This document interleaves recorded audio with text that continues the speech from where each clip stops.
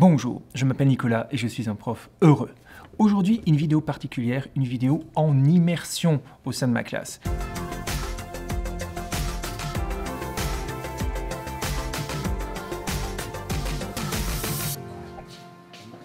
Bonjour. Ok, mettez-vous devant. Ça arrive.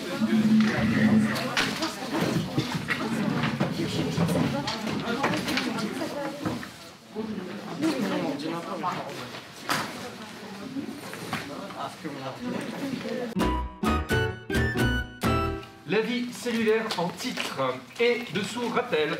Histoire que vous soyez tous au même niveau, on va faire un rappel commun. Vous allez chercher dans votre cerveau à quoi est raccroché le mot cellule. Avec toutes les connaissances que vous avez, je vous laisse 3 minutes individuellement dans votre cahier. Maintenant, vous me faites le schéma d'une cellule. Pour vous, qu'est-ce que c'est qu'une cellule, pardon. Et vous me faites le schéma de ça. On va regarder. Après, je prendrai 3 cahiers au hasard. On regardera le résultat après à la webcam. On fera des petits commentaires constructifs pour améliorer le travail, voir s'il manque des choses. C'est pas grave si c'est faux. Et là, je me dis, mais tais-toi, mais tais-toi. Activer vos connaissances, de refaire des connexions dans votre cerveau. Tu l'écris, tu le fais. Tu me mets une grosse flèche. Tu l'écris, mais tu ne le dis pas. Ici, sous la webcam, on commente, critique le schéma réalisé par un élève. Chacun ajoute son petit commentaire. Ici, un élève nous lit la situation de départ, à savoir que les cellules sont actives 24 heures sur 24, 7 jours sur 7, ce qui va, chez les élèves, provoquer certaines interrogations. Comment vivent-elles, j'entends? Toutes ces questions sont notées au tableau et on y répondra à la fin de l'heure, lors du bilan.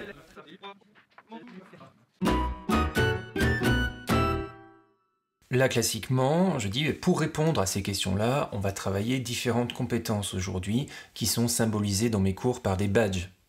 Ici, on travaillera 2 compétences, le travail d'équipe, et donc là, je rappelle les 4 critères du travail d'équipe, communication, attention au bruit, entraide, et travail réussi, tout le monde travaille. Je présente un nouvel outil, le Tétra-Aide, qu'on n'a pas eu beaucoup l'occasion d'utiliser cette année, malheureusement, contrairement à d'habitude. Je vous le présente d'ailleurs dans ma vidéo précédente sur mes indispensables au sein de la classe. La deuxième compétence, c'est le schéma fonctionnel. Et là, j'ai réalisé des étiquettes en fait que les élèves devront placer de manière logique pour réaliser leur premier schéma fonctionnel.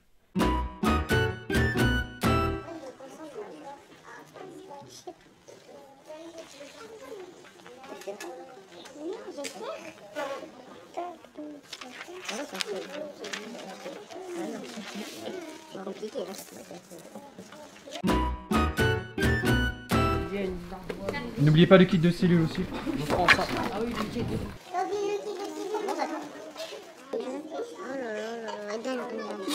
un schéma, c'est rien, c'est normal. Tu dis ça là. Là, regarde, c'est péché. Voilà, il y a des étiquettes qui vont ensemble, c'est très bien. Voilà, On fabrique de la matière organique, donc du coup il y a de l'activité. Et après, évidemment, ils rejettent les déchets jetés là.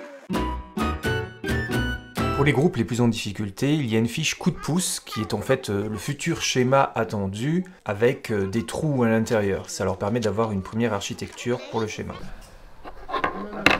Ok.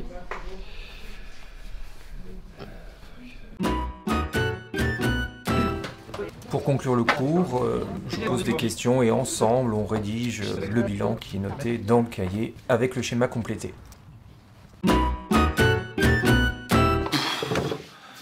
Voilà, c'est la fin du cours. Je suis épuisé. Là, je profite que c'est ma dernière heure de cours pour rester un peu plus longtemps au collège et faire ce petit bilan. Alors, comment dire ? Toujours des difficultés à se lancer dans une activité, ne savent pas forcément par où commencer, par quel document commencer pour commencer le schéma, hein, parce qu'il y a 4 feuilles différentes, c'est chronologique, donc ils doivent essayer de se repérer, ça peut être un point d'achoppement, mais c'est pas gênant en soi s'ils butent au début, à mon sens, ils réfléchissent, ils cherchent, ils essaient de comprendre. Ça c'est plutôt, ça n'a pas été grande difficulté. Les rappels sur la cellule, ils ont quand même de bons souvenirs sur la cellule. Donc ça c'est plutôt encourageant. Ils n'ont pas ajouté pour certains les chromosomes qui est une acquisition, un acquis de quatrième qu'ils ne connaissaient pas avant, mais les termes de noyau cytoplasme, ça c'était connu, donc il y avait quand même une disparité à ce niveau-là. Certains avaient fait les chromosomes, d'autres pas. Voilà, tout le monde est revenu, on a fait des rappels sur les chromosomes et c'est très bien, puisqu'on va les revoir dans un chapitre ultérieur, on va revoir les chromosomes, donc c'est parfait. Ensuite, travail de groupe, ça se voit que le confinement est passé par là et ça se voit qu'on n'a plus fait de travaux de groupe depuis un certain temps. Là j'en ai profité parce qu'ils sont en demi-groupe, avec les fenêtres ouvertes, donc voilà, et que c'est limité dans le temps. Donc on fait au mieux, mais ça se voit, qu'ils n'ont plus l'habitude de travailler ensemble, davantage d'amusement, davantage de conflits aussi, des problèmes d'organisation. Donc ça se voit que malheureusement, le vivre ensemble, on a peut-être pris un coup. C'est aussi de ma responsabilité, hein, je ne les ai pas fait travailler comme ça. Et peut-être qu'il aurait fallu davantage insister sur la manière de fonctionner dans le groupe, notamment quand on n'est pas d'accord avec les autres. Chose que je n'ai pas rappelé, j'aurais peut-être dû le rappeler. Je suis quand même content du résultat au final, il ne faut pas exagérer, ça va. Et ensuite, des disparités entre les groupes, entre certains qui ont compris très très vite, se sont appropriés le matériel, ils ont compris très très vite comment ça allait s'organiser, et les autres. Alors je précise que je les ai laissés, comme on est en demi-groupe, j'ai la chance d'avoir des demi-groupes, hein, je le confesse, je l'admets, c'est une chance assez remarquable, notamment au collège. Ils s'assiedent par affinité en demi-groupe, donc ce sont des groupes qui s'assiedent par affinité. Donc ça peut très bien marcher, comme effectivement moins bien marcher, mais tous étaient dans le travail. Tous ont essayé, même s'il y a eu des points de blocage, tous ont essayé, donc ça c'est quelque chose de positif. Je pense que c'est une activité qui leur a fait du bien aussi, dans le sens où ça a redynamisé le groupe, ça a permis de revoir des liens qui étaient un peu distendus entre les élèves, de remettre du commun, quelque part. Je ne sais pas si c'est français de dire ça, mais voilà, de les voir travailler ensemble, en tout cas, ça fait plaisir aussi. Ça fait plaisir aussi. Et je pense qu'ils ont bien appris les fondamentaux. Voilà, j'espère.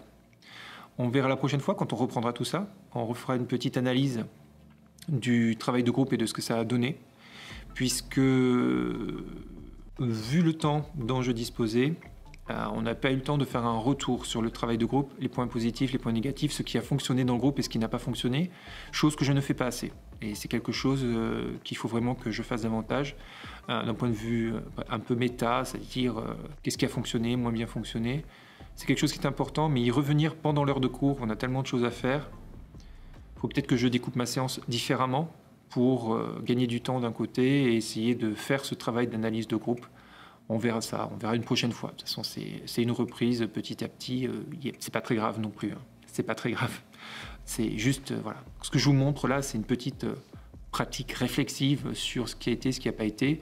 Pour moi, c'était une heure agréable. Je pense qu'ils ont appris, ils ont réfléchi, ils ont échangé, ils ont argumenté.